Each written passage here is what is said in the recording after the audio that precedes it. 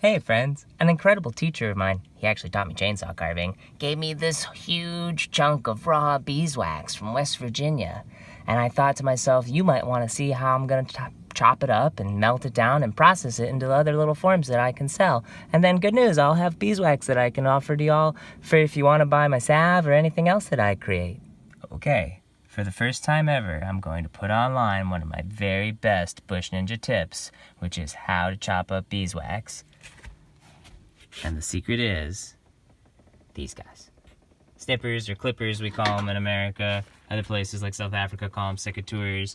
But I was able to just pinch here and this whole piece breaks off, and that's how you can take a bigger piece as long as it's thin enough to get it in the mouth. You might need a hammer or chisel or some other large device to cut through anything bigger than this, and then you just get most pieces are going to be this size, and the size that I'm going to provide actually is like this size, and these little ice cube trays, which are hexagonal and super cute. So I'm going to show you how easy this is to chop up using the snippers when I prop the camera up here for you.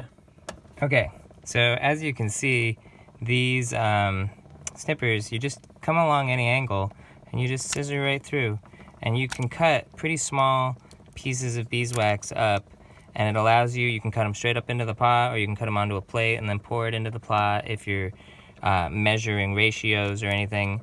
But with me, and especially, I just do this exact same thing when I'm making salve and I'm cutting raw beeswax in, and I need to make it a little thicker. I've tested it, it's not hard enough. Okay, I want to add some beeswax, let me just cut on it a little bit like this.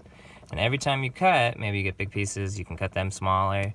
And this is so much more controlled than using a knife or anything, because the beeswax, it's hard, and then it like snaps almost like ice. And I'll maybe take a short video, you can see that happening, how beeswax functions. It's really freaking cool, actually.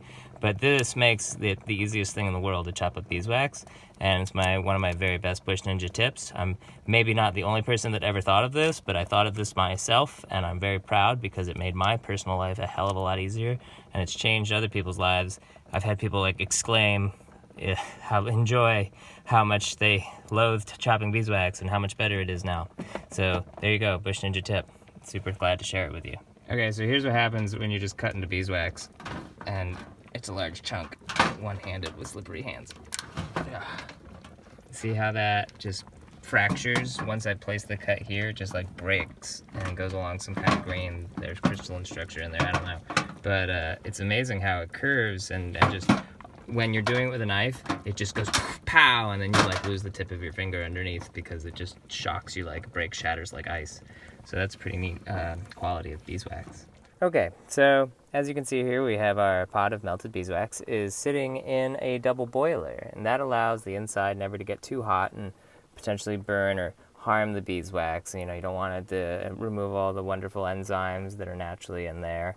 And I want to show you the other awesome Bush Ninja tip that I thought of once on my travels, which is the use of a gradiated syringe. I had one in my first aid kit as an irrigation syringe to flush out wounds, but here I can use it to fill all my products, like these little guys I made earlier, but also to decant the beeswax into these awesome little hexagonal shapes, and I'll know exactly how many milliliters is the beeswax, and I'll still weigh them because people like to know the weight. But yeah, I'm going to transfer this for you now and check that out. Okay, so once that's all melted, you don't even have to have the heat on the double boiler cooking anymore. And you want to plunge the syringe a couple times to make sure it's all warm through so it doesn't solidify in the syringe. And I'm going to very carefully the first time just make sure I measure and see how many milliliters it takes to go into one of these things. So that's 10.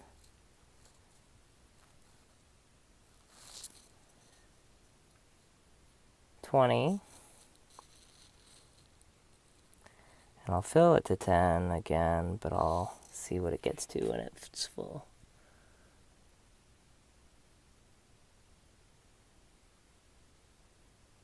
And that's about 5, so 15. Great, perfectly. They're 15 milliliter ice cubes, and I'll tell you what that weighs in a moment.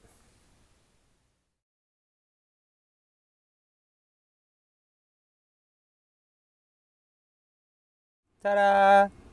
It's the next day. They've had a chance to cool completely. They came out beautiful little hex columns. I realized I misspoke earlier, and 10 plus 10 is 20 plus 5 is 25 and not 15 milliliters. So 25 milliliters, and I did weigh them. They weigh 0.7 ounces or 20 grams, and they'll make perfect little candles. Next time I'm just going to put little bits of string, and they could still be used for salve making, but beeswax is infinitely useful stuff, only limited by your imagination. And anyway, so that's how to process beeswax with your buddy the Bush Ninja. Thanks for watching. See you next time.